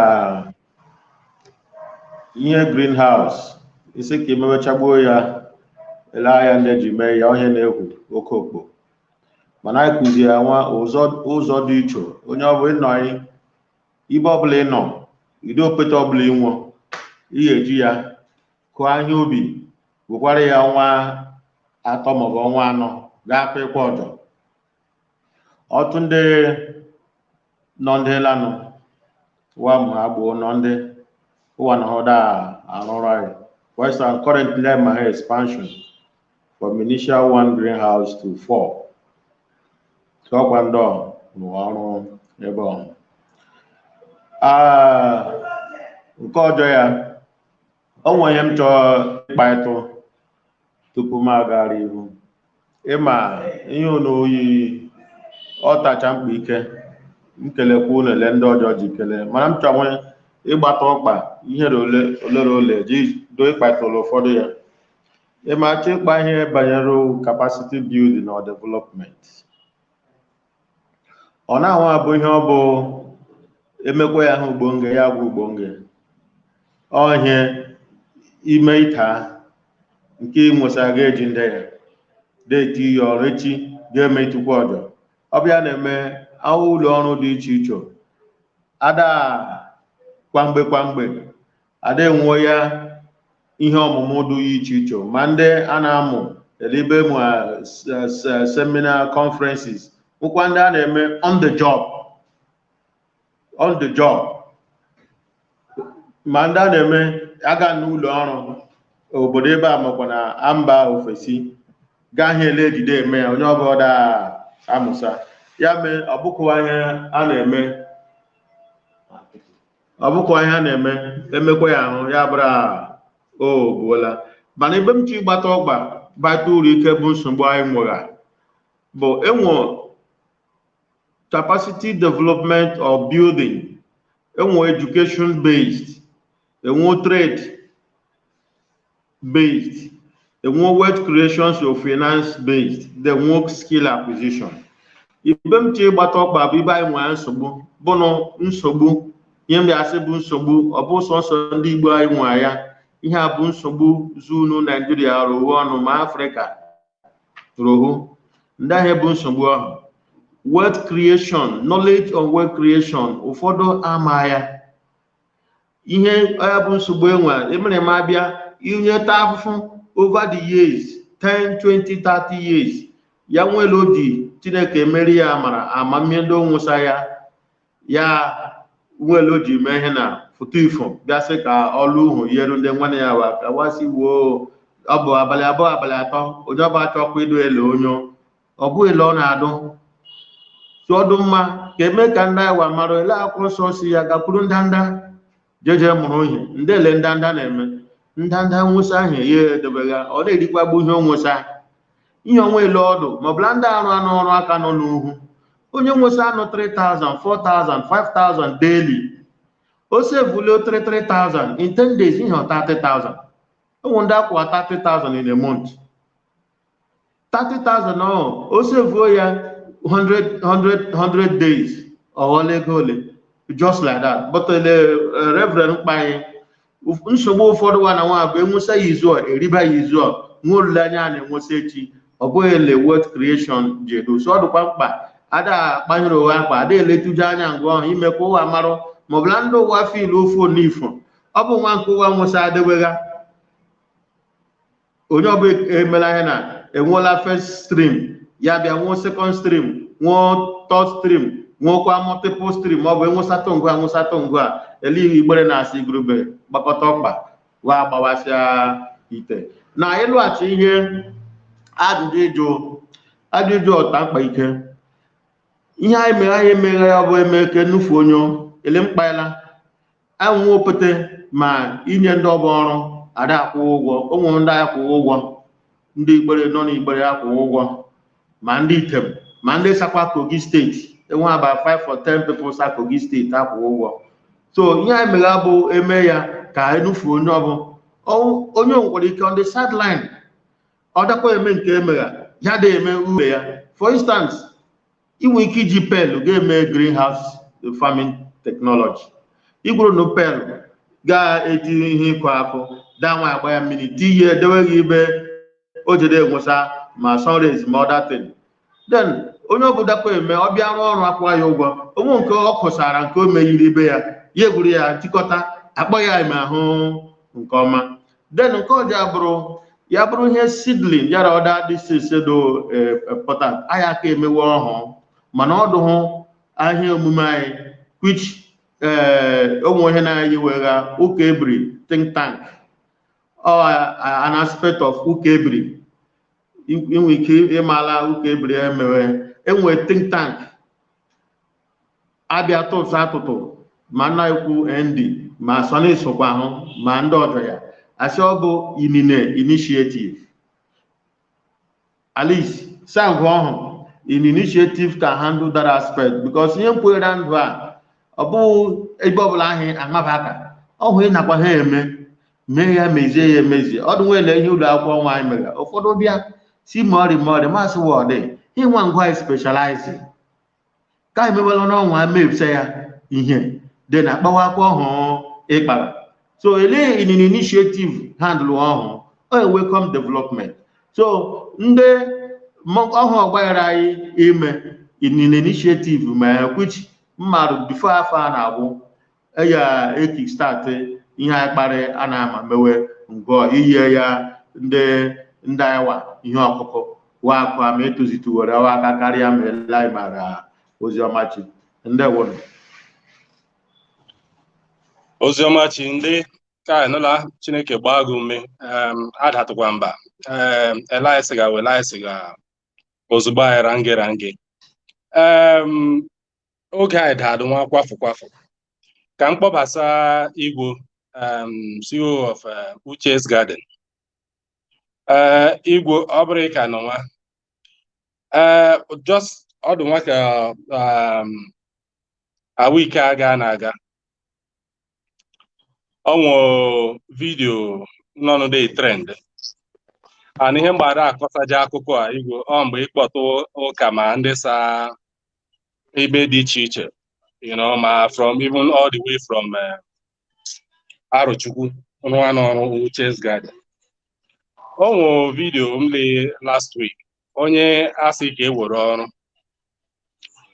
anabasa ya ọrụ ọhụ onye chi were ya ọrụ si ya na ya na-akwụ ya 850,000 naira a month ya nabasa that ya si ọ dị na ya nabasa 850,000 onye ọsị ya maka gịnị ya si okpu ọdụ nke nta ọrụ ya bịasaje ịrụ asị oke ego ole ha ibukwa n'ogbe echejiri akwụ ya sị kwụọ ya $500,000 so ihe mgba kọsaje akụkọ ahụ ọdụgele ama m salary structure ihe na ndị ahụ ihe ifilu enwe ike iji mee ka ndị Igbere marụ si 850,000 naira ka $500,000 naira bringing it to our distance onye na Igbere nwụsọ ọrụ Igbere ọkwụghị ụgwọ ụlọ ọkwụghị nke yara o buru iri ibewa ọgbagha moto na-abịa ọrụ ọ bụrụgodo enwe any differentials in payment between him and onye sanụ ibe danya dabịa ya nwanne Igbere karịkwari ka uru karịa so ndị ele nwere ike iji ọnya akwa ka ịkpọ ụka this reorientation re-education it way more efforts ka ndị be anyị marụ si akụ niile ọnwa akpọbasa evubasara Igbere ka o ruo ụlọ ọ ka ọ bara wa uru ka ụwa mee embrace nabasakwanụ ihe a davụ ụwa arụwa n'ọrụ wetinu obuwati akawa marụsị Igbo si Igbo onye bi ka ọ na-awachi so ndị anyị filu ndị ihe nwere ike ịsị o mere m Igbere anyị ma ndị nwa n'ọrụ ibe ma ndị ji achọ kọwa ma ndị nwere ike ịbịa echi ịrụ ọrụ ndị a ndụmọdụ iche inyewa ndewo sir. So o nwere m na-akpara onye ọbụla anyị na-arụ onye ọbụla na-abịa ịrụ ọrụ ibe anyị m na-agwa onye eziwa na ihe ụwa ji etinye obuwa before ụwa amanye ọrụ ebe a bụrụ ebe a gara ihu onwe ihe ga-emenụ nwa ga-agara ihu so ọ bụrụ ihe ụwa tụkwasịrị obuwa na-arụ ọrụ ibe a o ji eme ibe a ụwa arụ ọrụ cholisa uwe soro ngwa ebe ụwa arụ ọrụ cholisa so due to ihe kwara na ihe ọ bụ biznes eje m ha abịa kpasị je ele ejiri akwụ ụgwọ line but m jekwa ya eji obu si ike zie gị aha ịkwụwa bụ ihe a na-akwụ ha atakwa ha ele ihe a na-akwụ ya ibe ọzọ ha fụkwara agbaghị ụwa bụ ndị Igbere agbaghị ụwa bụ Igbere agbaghị anyị nyewe ụlọ nyewa enye gị ụlọ nye gị mini nye gị ọkụ nye gị dị olitin inwe ike ka akpa ya n'ọhịa ị na-asa ego gị mee ebe ị na-azụ ị ga-akpakwa ụka ihe oriri iti iri agbanyekwara onwe mgbe ọ na-eme ihe oriri afụsarụwa yọsa from the business but ahụ both they are like the only basic well amam they have other basic needs ụwa wee ihe ndị ọzọ ụwa ji ego eme ya ma ndị nwoke ma ndị nwanyị so eje ma sị rọọ n'ọkwa ahụ anya nọrọ azụ yọsa anya nọrọ azụ m na ha ajụ o nweghị enyi nwoke nwe hotel na Aba m na ha aja ndị ahụ ịkwụwa yọsa mbịakwa masị eletụrụ ihe a na-akwụ onye na-agba moto abịa ọrụ onye nwe ibe obu ma ọ bụkwala obu ụlọ nke ya ya bụrụgoro ibe obu ọ ga-enwerịrị responsibility ọ ga-enwe nke akụ eri ihe na-emetụ ma ọ bụ abịa ịkwụ ụgwọ ọkụ eke ya ụgwọ ọkụ makwana onwe na-aza ihe ijiji a na-akwụ ụgwọ onye na-aza ya ọ ga-enwe enwe ihe ele anya imetụ ibe obu but ibe ihe na Igbere ibe enye gị ibe obubu ma ọ bụla ibu ụlọ unu yọsa enye gị ịkwesị bụ ihe a bụ ihe ọma ịtụkwasị obu nneziwa ihe a bụ ihe a na-abụ like an opportunity ọ bụrụ mkpa makwana ọ bụrụ ihe iti ime ma ọ bụrụ iti ịgụ ụlọ akwụkwọ inwe onye na-azụ ụnụ makwa inwe ele ị ga-eji mepere onwe gị afịa you can take up this job and itinye obu gị ime ịdị diligent in it and concentrate on it it wouldn't take you isikwa ahụ before anniversary ọzọ ka akpọkwala ya afọ nga afọ abụọ bịa gaa amchi ịkpakọta ego ọnụ aka mụ ihe mụrụ ụsa mchi inwe savings ebe within afọ abụọ maka na ọnwa iri na abụọ gaa ya bụrụ ama enweela ibe m dewe ya ego ihe gbata ọkpụrụkpụ m ga-eji ga megwa ihe ọzọ dụrụ m ihe achagbu opportunities na-afụsa m ihe ọzọ ọ bụla ndị ọ na-ebu ala bekee ụwa na-ete ekichagbu jobs na-enyere wa aka to move to the higher level of ihe ọbụla wati ịbụ ndụ wa ọ dị necessary that ihe ọgwa hụ even anụmanụ like paadị ndị na-abịa ya bụrụ ihe ụwa na-arụ 5-10 years no ọ bụghị ya bụ my plan for any young person yes, but some people can even grow on the job. Nwere enyi m nwoke mmanya n'ọrụ onye a ga ha gbuo skuul onye achọzi ya achọzi ka ha gbuo skuul ala Yoruba gaa gbuo skuul fụsa mgbe ndị ibe ya banye ọrụ bank ọ banye ọrụ bank enye ya tuto onwe ike ya bụ rezọtụ ya dụtachabụ mgbe a na-esi ndị ọnwụ ndị nwe 2121 onwe so ọrụ so mee ya nke ka ọ bụla ihe o kwesịrị bụ. The guy started as a driver. As a driver in a bank. Mbụ ihe a bụ onye ọ bụ ịfụsa ele ọbụla na ha ebe nweele ị ga-eji gaa gụjọọ ya na ọbụ dị mkpa na ọbụ gaiman ịmagbara na ohele a na-ada akpa ya ma ọbụla ele omerema skuul na-eje eche kitugbu ya. Onye a started off as a driver in a bank. He started off as a driver. And Ogbo started off as a driver. Some people bụ ndị oke ụwa bụ ndị tela ndị ya wa bụ gayagbu school. But he started off as a driver. Ele mkpa eru unu tonwa this guy bụ branch manager ihe of like after 8, 9 years, 10 years, this onye ọ bụ branch manager at that same bank in Umuahia, Odofa, in Umuahia. So he built his way up.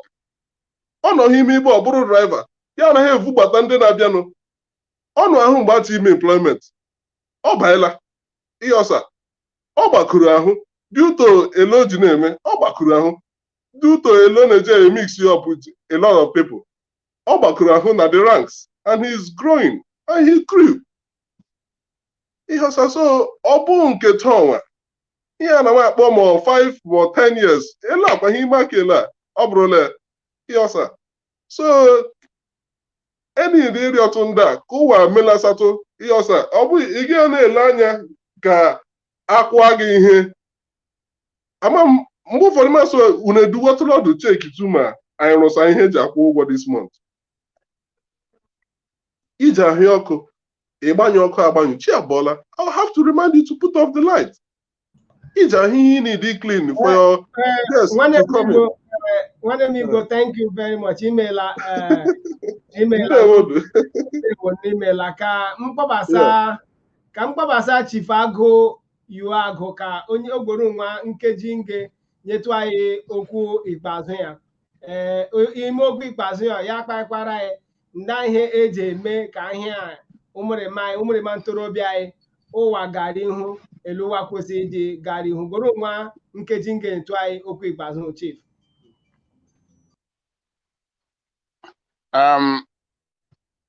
Mvulobu basala mkpa ya ụka ya bụrụ ọdụ bad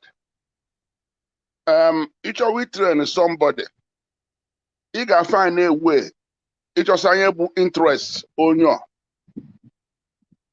ọ bụrụ ọdụ possible o mere m anọ ya n'Igbere enwesawa ndọ a platform in Igbere and ihe a ga na-eme bụ in that platform ị na-esendịrịwa information that tells them what people have gone through to make it in life. No, who interested.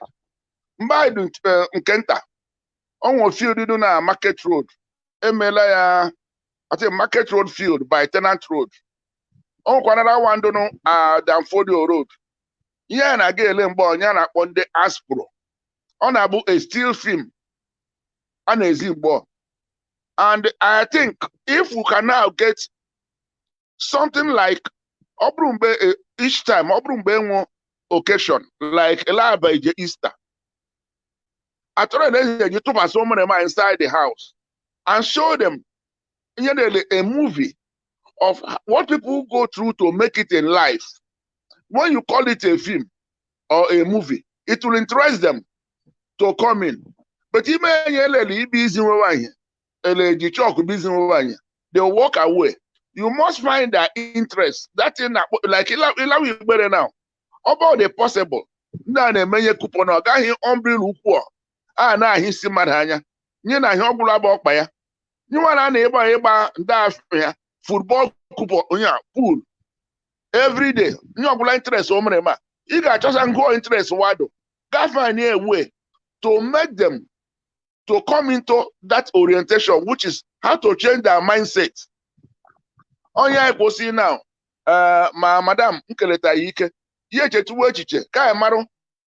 Aya na ali home ma. Uwa bu mwai. They are already our children. So, how do we change them to be hardworking? To change them from knowing that diligence in labor is very important. That onwo onye na kwa mite unukpam. Akpi pa selu. Tafsara la gevuri aga o big man. Even if it's a good year, middle properly oriented, you waste the money. You know, it's born a huna here huna. If I see it, are two different things altogether. We must teach them how to acquire skills and make money and how to keep it. A lot of them are making too much money, but they waste it. One ali who ya live. What Diana will be a win rodo. What Diana Chowami, and win rodo. What Diana Wibo. Ma mini anere kobo is very expensive. Drug but it's very expensive. You can form a bad habit which takes all your income. So we must find a way to get them into somewhere where we have to rehabilitate their mentality. Thank you very much. Chief Imela anyị ekelela imela maka ịbịa nọnyere anyị ka m gbọbasa barrister Mrs. Ngozi Ekoma ka ọ gwụkwara nwa ngeji nge nye ya okwu ikpeazụ ya. Barrister Mrs. Ngozi Ekoma ama mma igwe okwu ngwanugoro unu nwa nkeji nge nye chịkọtakwara ya ọnụ okwu ikpeazụ elejeji mee ya bụrụ ọdụla mma ka okwu ikpeazụ m kele onye ọbụla, especially Dede Mkpaye ka the last thing just ọnọkwa home point. You know, we have to find, no matter who the baby and the bath water. So we have to continue to find ways and means that interested in, that our youth are interested in. Because, and then to collaborate, we need to collaborate with each other, bring all our ideas together, you know, like Ozichi said, now some people mahu here seeding, some people mahu here education there. So let us all of us collaborate so that made, you know, everybody way the same thing. When we can all collaborate, then divide their different things, because everybody their different, you know, interests in what chime. Because each force somebody go me or chime on all the difficult, you know, but if matter interest, then I was require help I most of the time some of this platform the Igbere People's Forum and all that is just, you know, sometimes hear somebody don't know. I remember a boy I see man very well with small, you know, poetry and needed some support, you know, and I support all the boy, and the boy is doing well. That boy Boni Igbere. So yes, I'm out of 100, they don't know bad. They do no good. But we need to fish them out using different methodology, you know, especially here, Chifago by, you know, and some other suggestions that can come up to find these people, they are interested in, and then, you know, focus them on that and hoping that no main comma, just 2-3 people main comma, you know, is an achievement, is a great achievement, you know. Nde won anu na emela ndị Igbere miro unakwa ha na ilu neji eme unu nọkatakwa ahụ na you people keep talking about ihe ma na Igbere, the interest, especially my cousin Owako, the interest onwe ibe ihe gbasara Igbere do is really amazing. So nchọkwa iji ohere akelezi ohu, you know, this kind of interest, because ma ọ bụkwa nwere na a na-akpọ anyị da-adọ anyị ka anyị bịa soro mewe ihe ma ọ nwere ike onye duele m sef agala ada eso na-eme ihe ma. So m keleta gị ka ọ bụkwa no because I'm achọ ọnwa time adụ, but I remember masị ibi nwe time they create time they akpọ ka ndị ọjọọ, you know, who am I not to create time kpakpọ ka ndị ọjọọ. So imeela biko, imeela. Ndewo, anyị ekelela imeela maka ịbịa nọnyere anyị. Ka m kpọbasakwa Dr. Nnamdi C. Ibekwe ka o gwekwara nwa nkeji nge gwere onye anyị okwu ikpeazụ ya. Doc, gwere nkeji nge nyekwala ya okwu ikpeazụ ka. Ebere ndewo nụ. Mmemme onwe ịkpa anyị bụ asị nsogbu Afrịka, Nigeria, Igbere abụ nsogbu enwe okpo ọkwa enwe ala yara mineral resources eji afọ okpo.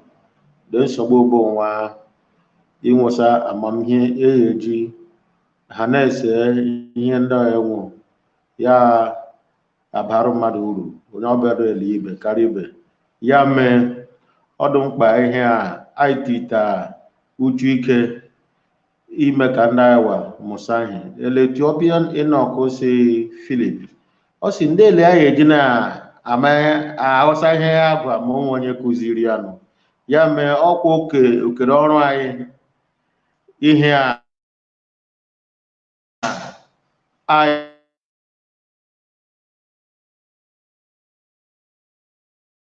ngwa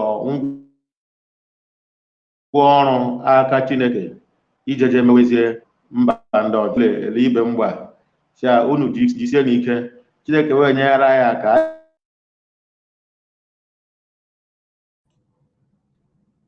imela Dr. Nnamdi C. Ibekwe imela ka m kpọbasa Reverend Francis Okechukwu ka o gworo nwa nkeji nge nye anyị okwu ikpeazụ ya. Reverend. Ya, ndewo.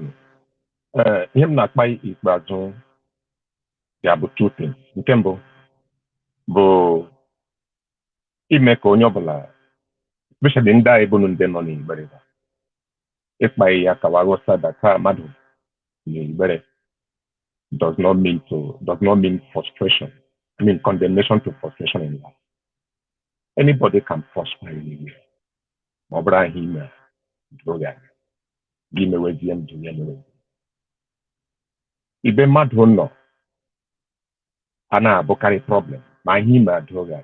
Though there are locations that are better and have more opportunities, but mmadụ n'Igbere does not mean that the person is condemned to frustration. Because in your about the mindset of teaching them. So neighbor by neighbor and that one can hear me, young one my own.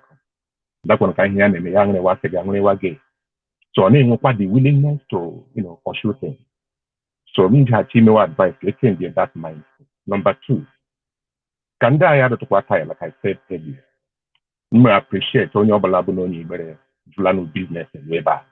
But anything one thing or the other.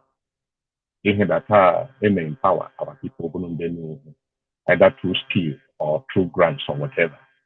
But my word, and I had a only here no business on a dual level may establish. Ojenye, more people going to buy opportunity to log in and do better in life. For giving me this opportunity in my this platform. And if you know, okay, very happy. When I'm Sonny, thank you very much. Namuku, Chief Wakinemere, thank you very much. Njiko Hade Libero, the one can. Anyị ekelela ndewo ka m kpọbasakwa nwanne m nwoke Daniel Igwe Uche ta ogoro nwa nkeji nge goro keleta Igbere. Nwanne m Daniel Igwe Uche goro nwa nkeji nge goro keleta nwa ga-enye anyị okwu ikpeazụ. Okay, ndị Igbere m kele okay, ndị Igbere mmiri m kelekwele unu ji may extend this invitation to us, ndị Uche. Ya bụkwanụ mbụ onye representing the business anyị nwe Igbere. M ji achọkwanụ ka a na-etinye ọnụ ihe ọbụla gbasara ihe ndị Igbere eme ka ọ bụrụ ihe ga na-eruru onye ọbụla obu ka ọ bụrụ a na-emekwa na-eje achọgbu olu a ịnakwa ha ele o nwere ihe inwe ịchọ ka emerụ gege ele anya ya bụrụ inyetu preference towards ndị Igbere. Ejemasị dị ka ọ bụrụ na ị chọrọ onye na-abụ onye ji emezi but mgbe ụfọdụ gwa asị ma ndị Igbere anọkwa na-emezi ụwa dohukwu but ka eme nwa ka obodo anyị bụ ihe dọtụwa mma dozitu nwa dozitura because ndị anyị na-eji atụ ịtụ agbụ amatụ ele anya ndedele ndị Anambra ụwa nakwa ya bụ ihe ọbụla fụsana ya bụrụ ndị Igbewa first before wele ngwa anya bụ onye mbọ na-emeli ya. So they're trying to keep it within themselves and all ya bụ the main thing na adolisi onye ọbụla ọ na-nkwa eme anyị fụsa ngwa ya hịkwa ụwa eguzosiala. So m sị ka m nwere opportunity akpatụkwa ka onye na-eme nke ọ na-eme ya na-etitu ndị Igbere obu marụ na ibe nge ọ bụ ibe anyị sabịa and na-arịọtụkwanụ ndị nwanne nwa bụ ya ndị n'uhu onwe ihe abụ my best times now when I spend time in Igbere. So abo like everyone said ihe abụ ihe ọjọọ bụ ihe megi ịbụ nwa obodo otu eju a and ọgbanweela ime ebele obodo oge dị chopsakwa dụkwa mma ile ihe dum emetasị onwe ihe a na-eme n'Igbere and it moves. So m ga-achọ ka ụwa gbaa onwe ume jisi ike na nke ọbụla ụwa ma bụ nke ezighị ezi ele ọ bụ mgbe a ga-achịkọtawa ihe dum ọnụ ya bụrụ na ihe onye ọbụla mee bụ ihe a ga-eji chọọ ya ike kelezie elo ji nwee impact on the society. So ọ bụla elo ji dum ọnụ m kelezikwa unu kelee every other person that spoke here. Onwe ya na-akpa izi mmehekwa ha ihe gbasa Igbere bụ ihe dị onye ọbụla mma obu. So it's a good thing. Ndewonu. Ndewo. Nwa Chinemere ngwanụ taa chịkọta akwanụ taa anyị ka anyị nwekwara ike ha chie.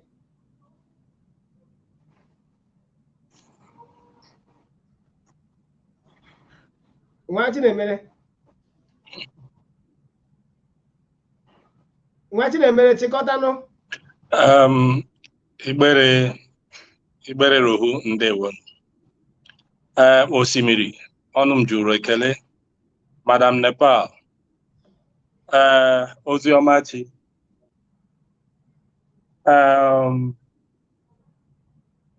ịnụ ahịa mkpa ya Kpaije anyị nụ ahịa mkpa ya kpaije. Ọ bụ ịnụ ahịa mkpa ya? Anyị nụ ahịa mkpa ya kpaije. Okay, si nke mbụkwa ahịa ekele ka m malite ekele a from nna anyị bụ Osimiri onye eze anyị okwu ọnwa. Ya ekelekwa Madam Nepal, na-ekele Oziọmachi, na-ekele Reverend Architect Francis, na-ekele Igbo, na-ekele ozugbo anyị bịa n'ohie, na-ekele Igbere mmiri. Njenwe welisata olu ahịa Architect Francis kpaghị isi data mmadụ alụọla Igbere afọsa ọlụa ya afụfụ ọlụa nke ụwa nke ya agwụla. Ọ na-eme adịghị eme ada anọghịzi and ilerikwana mma bụ ikwesịrị ịda atụgharị. So onye ọbụla alụ anụ Igbere afụsasị ọlụ akwala nke ọ bụ ịchịsa ike agwụla ya. Ele anyị kpaịtụ ya ahịa ọmụ ndị na Igbere bara onwe uru na-eme nke ọma ezigbota nke ọma dabara Igbere uru. So amechi m na-arịọsị sa agbọ rorovu nwafọ Igbere ọbụla chọrụlanụ ịnwụsa PVC ya jee regista jinde PVC. PVC is your power. PVC is your avenue to change your life. Ka eme ka Igbere dụtụwa stronger politically. Ndewo. Ndewo coordinator Igbere Miro, anyị ekelela Nwa Chinemere, anyị ekelekwala n'onye ọbụla bịa nọnyere anyị ihe mmemme nke taa. Asị ka ọbasi dị elu gara ihu dị ekpuchi anyị na-agọzi anyị. O ji adịkwa nnọọ izu ụka ọjọọ elekere anya anọ anyị amalisakwa kpaa ụka ihe gbasara Igbere. Tupu anyị akwachie ka mmekwa ka unu marụ anyị nwa ozi ezisa anyị bụ n'ozu anyị nwa agaji ili ọnwa Eprel ọnwa nke mbụ bụnụ nke agaji ili abalị 16 bụnụ 16th of April bụnụ nke nna ikwu Dani aka dị mma Uche ọjọọ bụ nke agaji ili 18th of April bụnụ Elder Chief S.O. Uche. Ndewonu ka ọ dụnụ izu ụka ọjọọ unu emeela ka Chineke gọzie ihe ọbụla biri okomoko ụmụ. Ndewonu.